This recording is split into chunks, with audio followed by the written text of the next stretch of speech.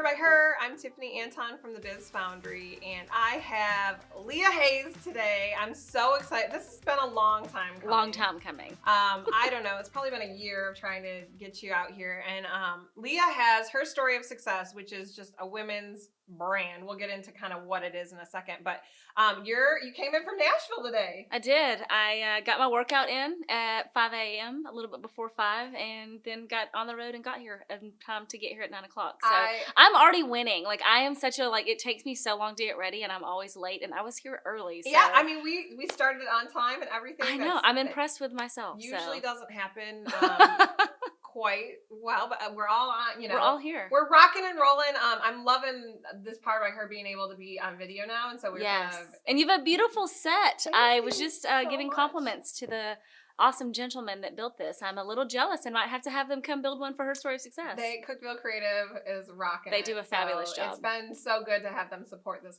podcast. So tell me in your elevator pitch, what is Her Story of Success? Yes, Her Story of Success is a women's mentor media company. So we started out with just a podcast, and now we are actually offering podcasts and events to corporations. We'll get into how I got started, but I was in corporate America in sales for a long time, and just seeing the power of storytelling within a company, right? So we all know storytelling is powerful. That's why we have podcasts, and it's about empowering that woman that's kind of looking for her next step, and getting her the inspiration, but also some of the tactical and practical, here's how this successful woman did it. And so what I realized working with some of my clients that are sponsors and things is just the need for that to be internal for companies as well. So now we are a mentor media company just focusing on storytelling for individuals and for companies about their own stories of success. Do you think that, I really believe that it is important to kind of see that it's different with women. Yes. And that you have to really celebrate women and what that means. And so, but in corporate America, it's such a balance sometimes, right? Right. Of trying to kind of figure out, do we focus on women's issues or do we not? People have said to me, are you a feminist? And I'm like, well, I'm not a man hater. And I think sometimes it can go that to be a feminist. It can feel divisive. Yeah. I can see where it's not, because I'm married to a man that works in corporate America, he's married, obviously, to a strong, powerful woman. His boss is also married to a strong, powerful, successful woman, and his boss's boss is married to a strong, powerful, successful woman. So they get the women need to achieve and have this have the platform that's needed, and the company that they work for, the chief sales officer is a woman. So I think the powerful thing in that is, men need to hear the stories of success of women. And so that's why I'm passionate about getting into companies and doing storytelling, and not with the ERG groups. I do want to do that, but just with the company of let's tell the story of this woman's success, not to women, but in general, because I think the more that men hear a woman's story of success and can we cuss? I'm so sorry. The crap that you have to go through, and the challenges that she faced to get to where she is, there's this moment that men have of reverence, because they're like, wow, you got as far or further than I did, and you literally had so many hurdles, so many hoops you had to jump through, and dealing with the insecurities that we have on ourselves, but also the little microaggressions that we hear as women from all sides that we have to deal with. Have you ever Does read that make sense? Yeah. Have you ever read the book Nice Girls Don't Get the Corner Office? I haven't. I've heard Women Don't Ask. I've read Women Don't Ask. Okay. And that's what got me thinking we have to be more vocal in helping women learn how to speak. Like you said, it's such a balance of women can strong women can be labeled aggressive or labeled the B word. Yeah. And so, I'm from the North and I'm living in the South now. And so I've had to kind of kind of figure out my place and my way to interact. And so people, because I have a huge heart, it doesn't come across very often because I am a strong woman. Right. And so what comes, first is just me being a lot. Yeah. And so, but if I hadn't been the way I was, I wouldn't have become where you are. Yeah. And so it's just such a balance for women to kind of figure that out. I love that you kind of made a career out of figuring out how to support women in that way and support the workplace. That's right. What I love that it's not that you're just supporting women, it's that you're trying to make, kind of change the culture of corporate America. Yeah, I mean, I started out as, I've interviewed a lot of entrepreneurs, which we both, obviously I love entrepreneurs. I am an entrepreneur. But I also, when I left the job that I had to start Her Story, I started Her Story Success as a side hustle when I worked there. But I actually liked what I was doing. I liked my job. If I was ever going to stay with a company and retire there, it probably would have been that company because I really enjoyed it. But I also did see, even the company that I thought was amazing, I saw still the hurdles that women faced and they weren't being addressed. And so, I don't know, after I left, I'm just kind of looking at like, what are the real hurdles that we face? And all women are different. And I think one of the problems that's happening with all of these initiatives in corporate America is it's like we're trying to help women and we're putting them in a singular category of helping women. So for those who are listening and not watching, women in quotation marks, right? And what one woman is in a box, right? And we have so many different things. We have. I don't have children yet. People that do have children have different needs. Single moms have different. So it's like I think just trying, and that's why the more often that we can tell stories of success, how somebody got to where they are, and the challenges that they're still facing. Like there's something about being able to be honest about what you're still facing and what you need to continue to succeed. I think really interesting because I think I've never really thought about it before, but I think a man in corporate America, there's a lot more similar. It might be a bigger box, but they can still even if they have children at home or they don't have children or they're younger in their career or it's kind of a similar path for most of them, where, like you said, with women, it's just kind of all over the place. But it is a little bit all over the place. Yeah. So let's take it back.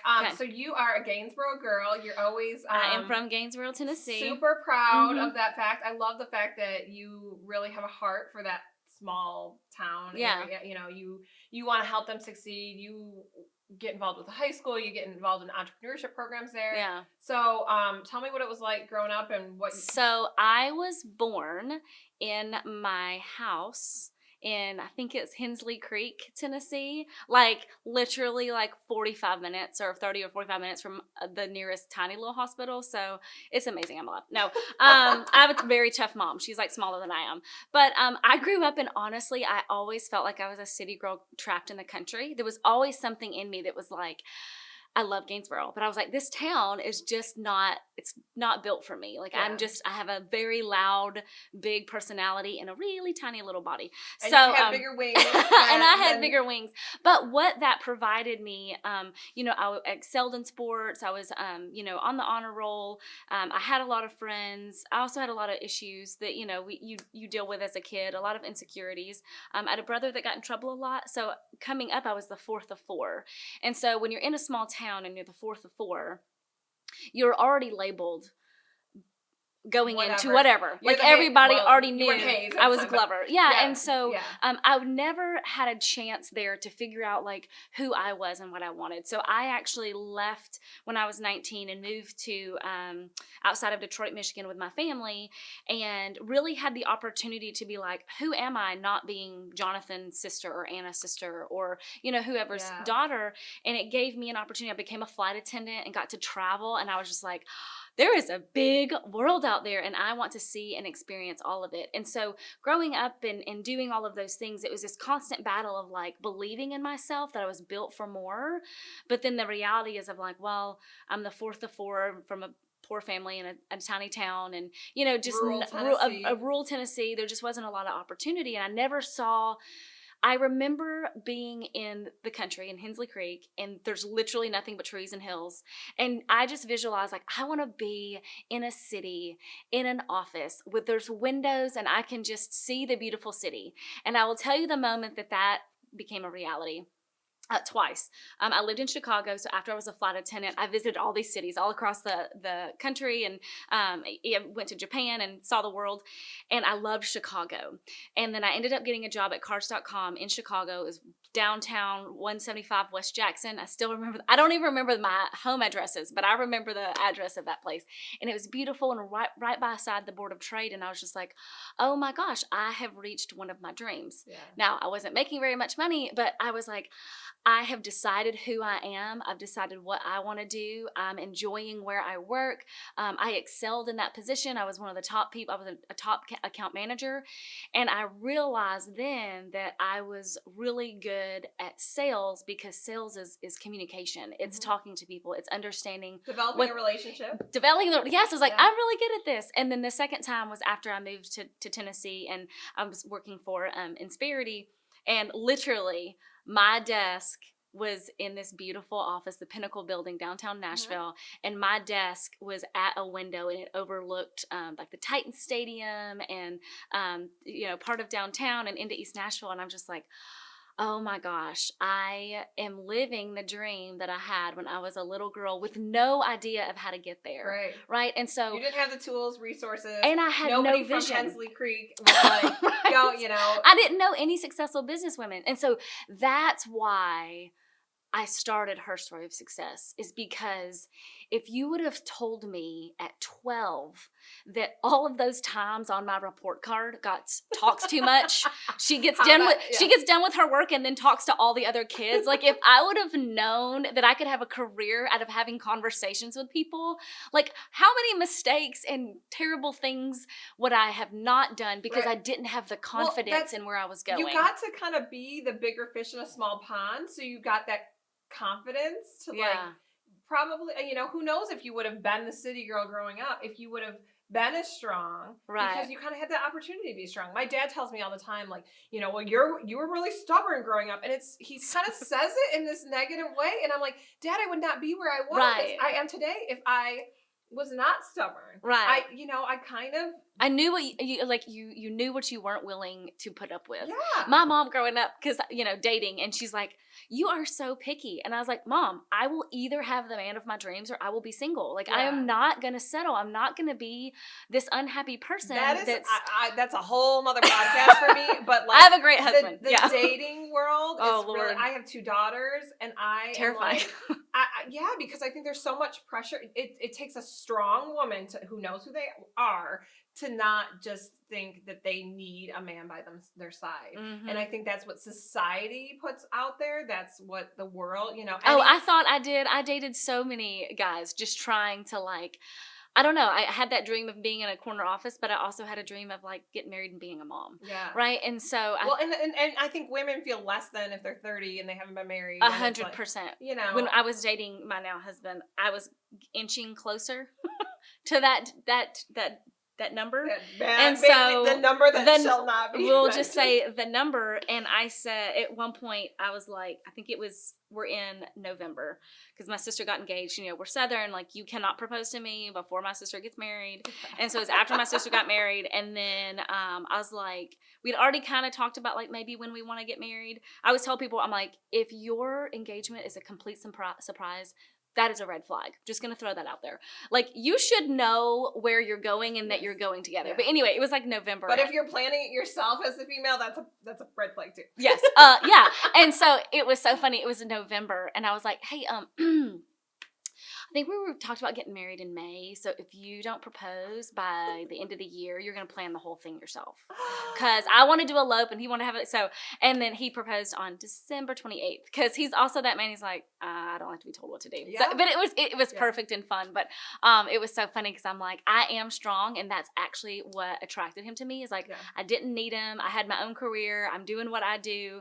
And I think that me being independent and not needing him and knowing that if I'm going to be with you, it's because I want to. Yes. I want to be here. But I don't need it. Like I said, we're way. I could go on and on, but that takes such a strong man because men like want to be needed too. Yes, like, but anyway. let's tie that into the business. No, Okay. because one of the things that we had talked about in, an entrepreneurship journey is, what does your support system look like? Yes. Like it is so lonely. It's so hard. Like, being an entrepreneur is so glamorized, and it is not effing hard and scary. And I am not a crier, and I go to therapy. Like, if you're an entrepreneur, like, go ahead and make a therapy appointment. Yeah. Get a group of girls that are also entrepreneurs, or guys, or whatever, that you can talk to. But I have all the support systems in place, and it's still so hard. But my husband's very, very, very, very supportive. But I will say, when I started as a side hustle, I knew I was going to leave my full-time job. And one day I called him because I was like not happy. I was having a bad season. And so I was like, hey, I think I'm going to quit today. And he was like, I would maybe consider not quitting today. Because he's like, because if it's true and this is the right move, it's still going to be right in a week. Right. And I was just in one of those, like, you go through peaks and valleys. So kind of the lesson that I've learned multiple times is, like, don't ever make a decision in a valley.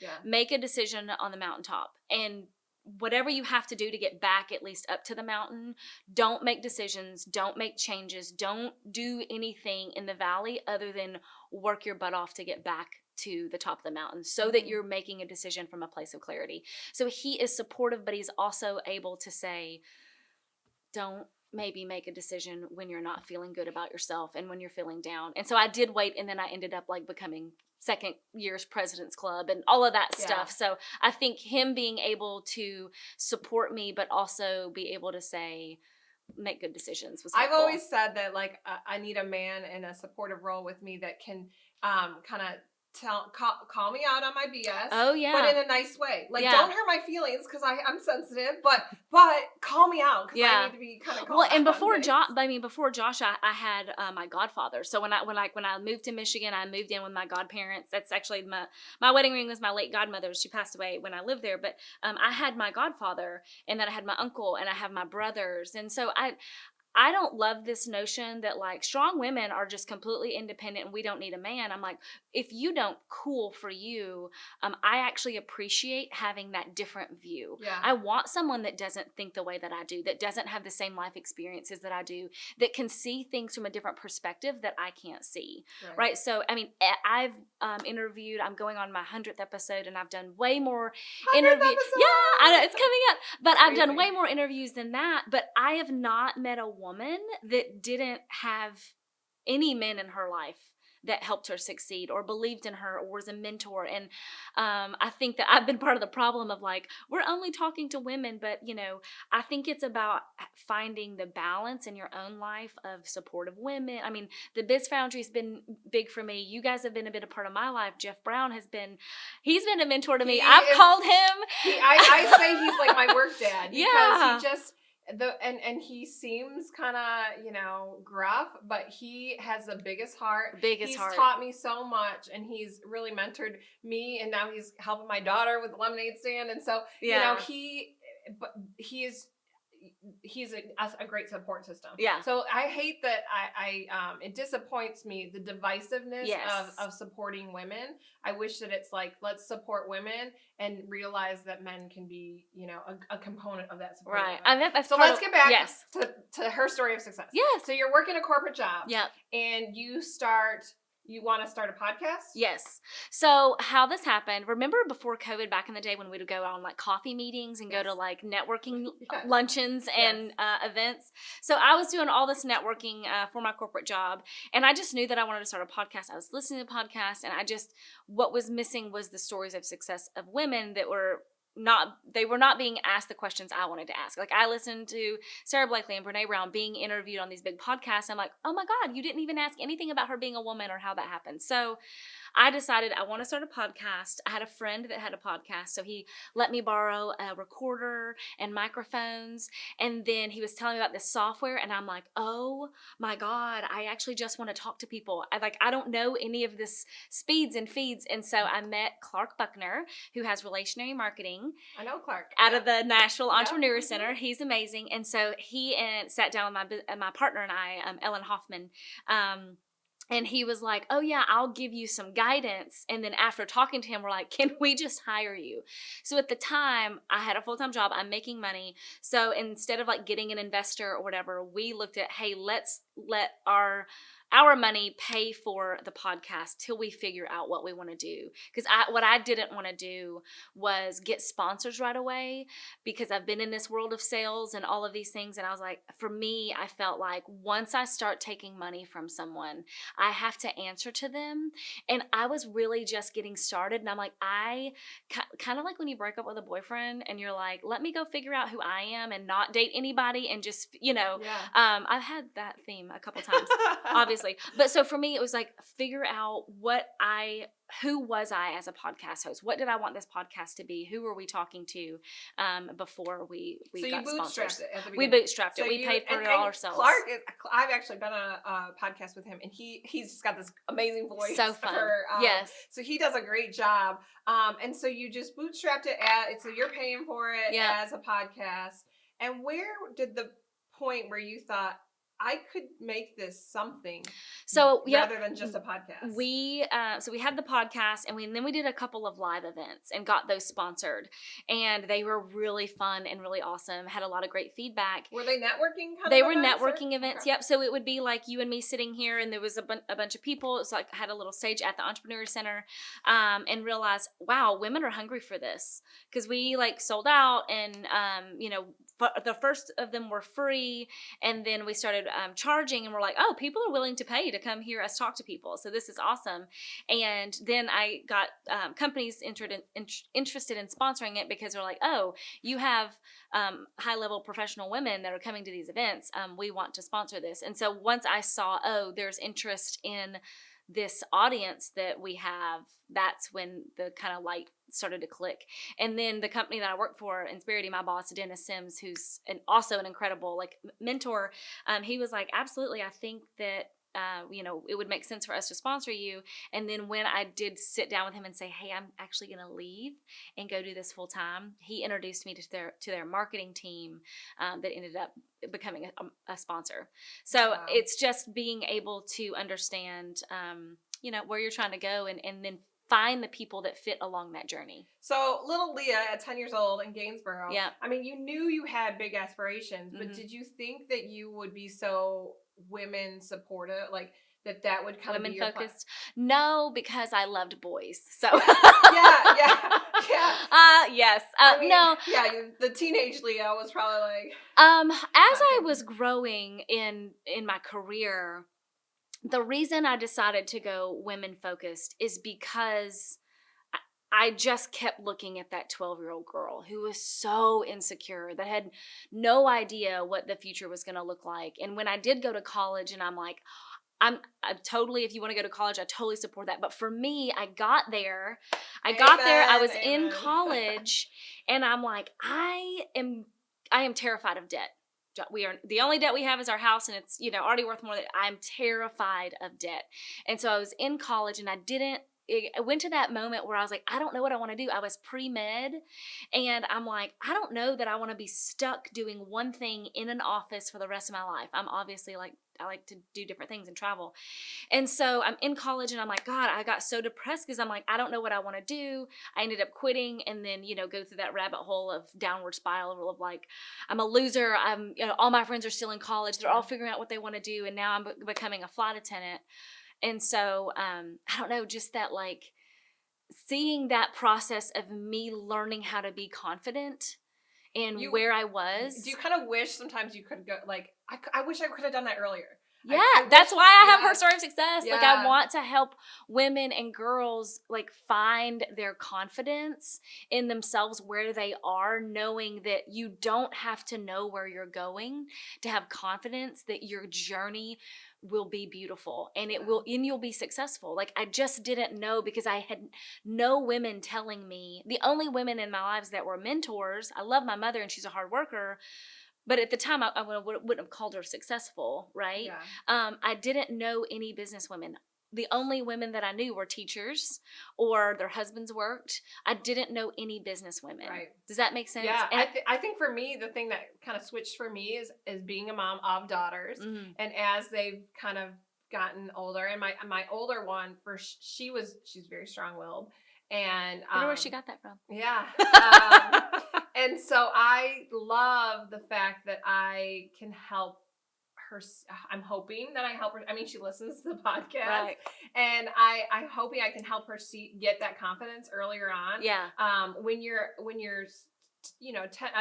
teen, girls that don't want to fit in or follow somebody else's lead, they're labeled all these negative things. Yep. And it's like, but those are the women that are going to take over the world. Those are the women that are going to push to get things done. And they're going to, change the culture of corporate America. And so it's important to foster that when they're young. Well, because a lot of times society beats it out of them. Oh, for sure. And you know what? That I'm so grateful that you have Powered by Her, and that all the little girls in Gainesboro and Cookeville and the Upper Cumberland, that maybe they don't see successful business women in their town. Like, I want them to see that they are out there. And that's why I was like, one of the girls I want you to interview is Keisha Harper, that has this little Mission 931 boutique. She's like a CEO of the company that she's with. Those are the people that like inspire me, and I want to give back to Gainesboro so much, but the reality is a 12-year-old little girl might look at me and be like, yeah, but she left. Yeah. I don't want people, I want to show like there are successful people like in your area. Does that make sense? Yeah. People have said to me, you're going to start running out of people for Powered by Her. And no, you will not. I don't think so. There are so many amazing ones. I was thinking about starting a podcast called Success in a Small Town. Yeah. I have so many friends still in Gainesboro. Joanna Chaffin works at Twin Lakes. She was one of my best friends growing up. And we might have to cut this out because I don't know if it's allowed to say. Like, I know that her goal is to become CFO of the company that she's working for, and she's working towards that. And she never left Gainesboro. Yeah. I think she might have gone to UT for a year. But I want to share the stories of the women that are there. But you're working hard. Yeah. You're going home to your family. You might be coaching something. So it's not like you can go out and just be speaking at the speaker circuit saying, hey, I'm a successful businesswoman. Do you think your idea of what success looks like has changed since you were 10 years old? I think that maybe there were successful and no. people you didn't see or didn't know about. Yes and no. I will tell you the way that I'm the most successful today. That I will be like, I am the most successful person I know. It's the life that I live because I am happily married to my best friend who is like the greatest thing that's ever happened to me. And I think sometimes we do tie material success to happiness, and that's not true. I will tell you that I am a happy person because I love the life that I live. I love the journey that got me here. Do I have regrets? Oh my God. Yes, I've done terrible things. I have made so many bad decisions, but I'm so proud of where I am as a woman, as a person, like all the things that I want to do, the friend that I am, and that's what makes me successful. But there is a reality of like, I do want to have some material success and financial success, and being able to build my own business is very rewarding. So as far as success, it doesn't matter the things you have. Do you love what you have? Yeah. Because I know a lot of people married in a house in Nashville that have all the things that I have, but they don't have the peace and the joy and the love that I have. Does that make sense? Yeah. And I know people that have businesses way more successful than mine that are miserable, right? Yeah. And so I think it's about, to me, success is loving the life that you have and believing in your future that it can be better. So speaking of future, where do we see her story of success going? What's going to happen? So you're doing events. Yes. You're speaking. You're working with corporate corporations, have this podcast going, about to celebrate your 100th episode. Where do you see it going? I mean, and right now you're really based out of Nashville. Yep. I interview people from all over. I mean, I've had somebody from China and Dubai, but I actually was just thinking about this week, because you're always iterating, right, when you have a business. Mm-hmm. And so what my focus has been is like, let me build this foundation and let me like get this business going. And I actually drifted away from what my purpose was. And my purpose is to give scholarships, not college. We'll talk about that. But I want to be able to fund girls opportunities to try new things. And so now my focus is, how do I fund girls getting opportunities that they could never have on their own? Does that make sense? Yeah. Like, if it weren't for my church leaders when I was a kid being able to take me to Virginia Beach and Washington, D.C. and going snowboarding, I wouldn't have gotten that taste of travel and seeing other things that has led me to where I am. So my passion is, how do I help girls gain confidence and have experiences that they wouldn't other have? And I'm going to do that through the business of having podcasts, helping companies share their stories, like our story of success, hosting events.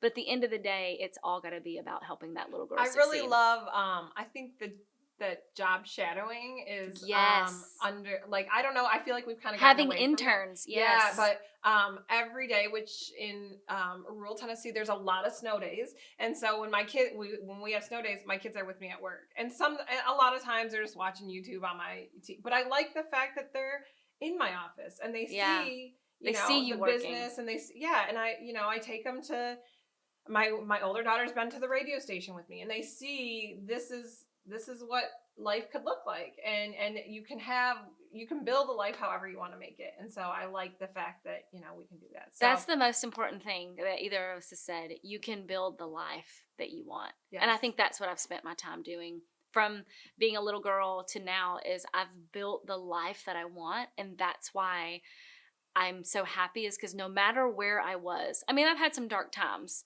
Yeah. I have really dark times. I've been technically not really homeless because I lived with my brother, but like I didn't have my own place. Yeah. But I was always building the life that I wanted, and you're always going to have setbacks. There's going to be moments when you're like, oh my God, I should be so much further.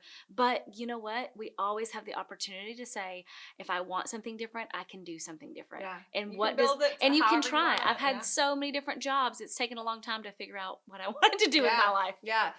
All right. So, how can people find Powered by Her? Or Powered by Her. We'll edit that on out. all the things. No, I love it. It's good. How can people find Her Story of Success? Yes, we are at Her Story of Success on Instagram and LinkedIn, and I am at Leah Glover Hayes on all the socials. And it's herstoryofsuccess.com. Okay, so people can find your website and can book you to come in to corporate events.